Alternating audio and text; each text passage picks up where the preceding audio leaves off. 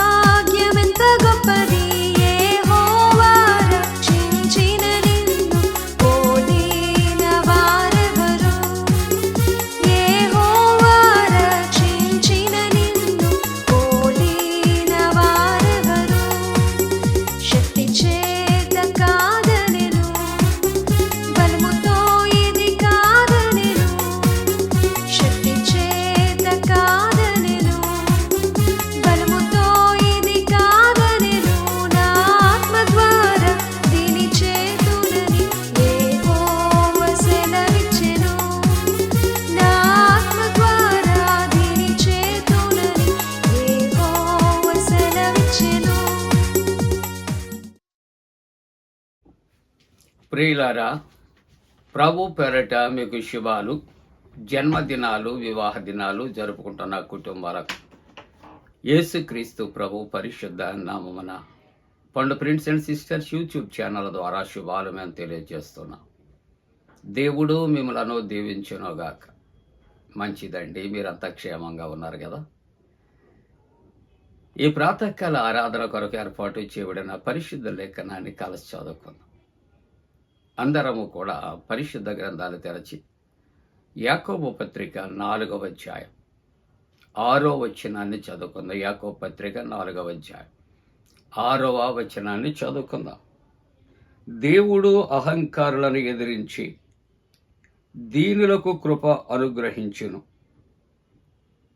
దేవుడు అహంకారులను ఎదిరించి దీనులకు కృప అనుగ్రహించును అని లేఖనము చెప్పుచూ ఉన్నది. ప్రియులారా, ఈవేళ ప్రార్థనాంశం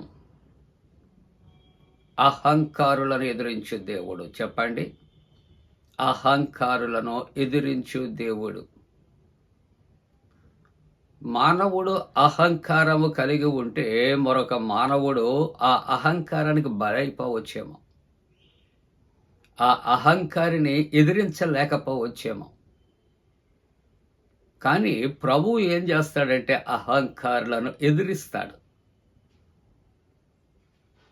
దీనులకు తన కృపను అనుగ్రహిస్తాడు. ప్రియా దేవుని బిడ్డలారా, ఈవేళ ప్రార్థనాంశము అహంకారులను ఎదిరించు దేవుడు. అంటే అహంకారము కలిగినటువంటి వానికి ఒక దినము ఉన్నది. ఆ దినము తప్పనిసరిగా ప్రభువు చేతిలో పడుట తథ్యము. అటువంటి అహంకారులను చూచి చూచి దేవుడు విడిచే దేవుడు కాదు.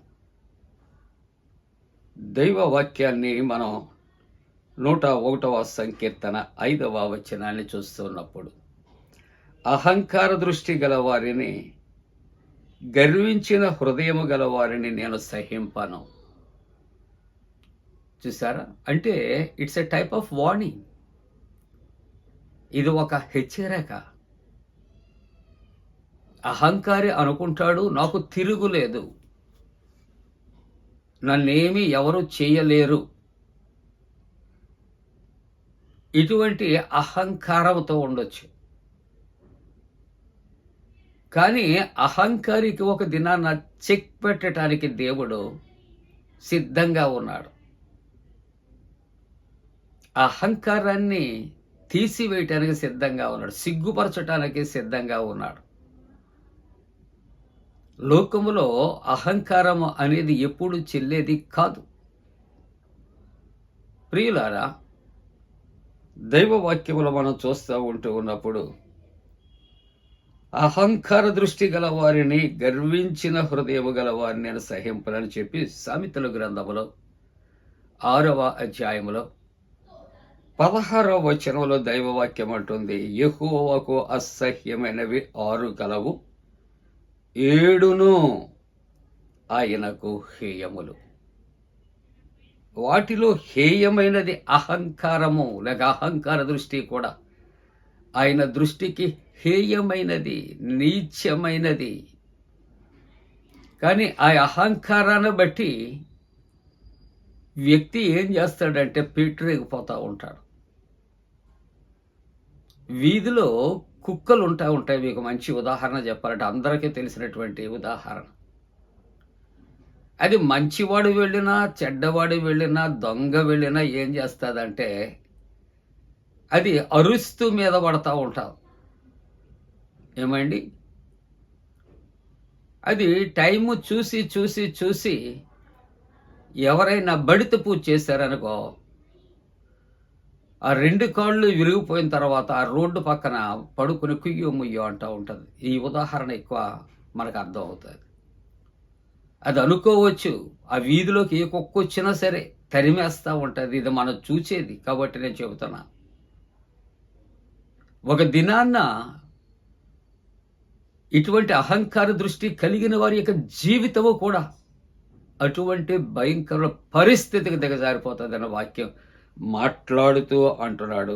దేవునికట అసహ్యమైనవి 6, 7 ఆయనకు హేయములు. దాంట్లో ఈ మాట కూడా ఉన్నది. కాబట్టి ప్రభు అంటాడు, అహంకారులను నేను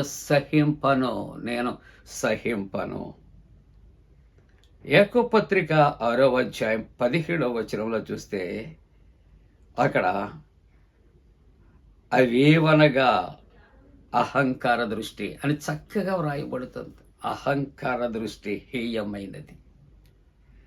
11వ అధ్యాయం సామెతల గ్రంథం 11వ అధ్యాయం 2వ వచనములో అహంకారమట వెంబడి అవమానము వచ్చును.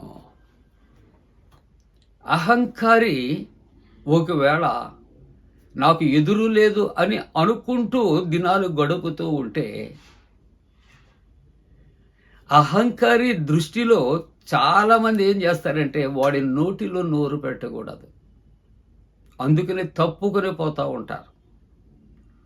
కానీ తప్పుకొని పోయేవాడి మీద కూడా అహంకారంతో ఒకవేళ ఫైట్ ఇచ్చాడు అనుకోండి, ఆ తరువాత కలిగే పరిణామం ఏంటి అని ఆలోచన చేస్తే అహంకారము వెంబడి ఏమొస్తుందటండి?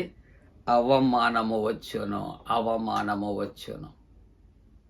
అంటే అది ఇక్కడ ఉన్నటువంటి అహంకారం దేన్ని గురి చేస్తుందంటే అవమానానికి గురి చేస్తూ ఉంటుంది. ప్రియులారా, అవమానానికి గురి చేస్తూ ఉంటుంది. సామెతల గ్రంథంలో 16వ అధ్యాయంలో 18వ వచనంలో చూస్తూ ఉన్నాడు, పడిపోవుటకు ముందే అహంకారమైన మనస్సు నడుచు. ఏమండి? పెద్దలు చక్కటి సామెత చెబుతారు, పెరుగుట తరుగుట కొరకే. అంటే వ్యక్తి ఏం చేస్తూ ఉంటాడు అని ఆలోచన చేస్తూ ఉంటాడు. తనకు తానే హెచ్చించుకుంటూ నా అంతటి వాడు లేడు అనుకుంటా ఉంటాడు. ఏమండి? దేని కొరకట? తరుగుట విరుగుట కొరకే. అహంకారి యొక్క జీవితం కూడా అదే పరిస్థితుల్లో ఉండబోతూ ఉంటుంది. కాబట్టి పడిపోవుటకు ముందు అహంకారమైన మనస్సు నడుస్తూ ఉన్నది. ముగింపుగా సామెతల గ్రంథం 17వ అధ్యాయం 7వ వచనములు చూస్తూ ఉంటున్నప్పుడు, అహంకారముగా మాట్లాడువాడు బుద్ధిహీనుని అతడు ఎలాగున్నాడంటే, అహంకారముగా మాట్లాడుట ఇక్కడ ఎలాగుందండి? బుద్ధిహీనతతో సమానంగా ఉంది. కాబట్టి అది తగదు అంటూ ఉన్నాడు. కాబట్టి ఈవేళ దేవుని యొక్క వాక్యము అంటూ ఉన్నది, దేవుడు అహంకారులను ఎదిరిస్తాడు, దీనులకు తన యొక్క కృప అనుగ్రహిస్తాడని ఎవరు చెబుతున్నారంటే లేఖనాలు చెబుతూ ఉంటూ ఉన్నాయి. కాబట్టి అహంకారులుగా కాదు, అహంకారమైనటువంటి మనస్సుతో కాదు, దీనుడుగా జీవిస్తే దేవుని కృప పొందుకుంటాం.